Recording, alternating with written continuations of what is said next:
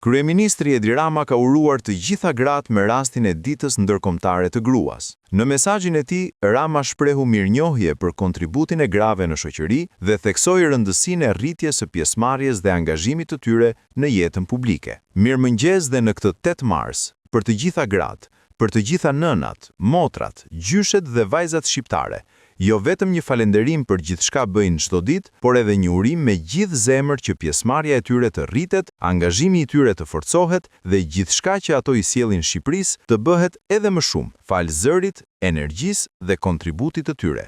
Ju uroj një të diel të paqët, shkroi Rama në rrjetet sociale. Edhe presidenti Bajram Begaj ka uruar të gjitha gratë shqiptare për festën e 8 marsit. Përmes një postimi në rrjetet sociale, kreu i shtetit shpreh mirënjohje për çdo nën, motër dhe bi që e bën Shqipërinë më të mirë çdo ditë. Gëzuar 8 marsin, të gjitha grave shqiptare, me forcën, sakrificat dhe dashurinë tuaj, ju mbani gjallë shpirtin e familjes dhe të kombit. Respekt dhe mirënjohje për çdo nën, motër dhe bi që e bën Shqipërinë më të mirë çdo ditë, shkroi Begaj në rrjetet sociale. Gjithashtu kryetari i Kuvendit, Niko Peleshi, përcolli një mesazh urimi dhe vlerësimi për të gjitha gratë dhe vajzat shqiptare. Në mesazhin e tij ai shprehu mirënjohje dhe respekt për kontributin, forcën dhe përkushtimin e grave në familje, në shoqëri dhe në jetën publike, duke theksuar se ato janë një faktor i rëndësishëm progresi dhe zhvillimi për vendin. Kryetari i Kuvendit vlerësoi rolin dhe angazhimin e grave shqiptare në çdo fushë të jetës,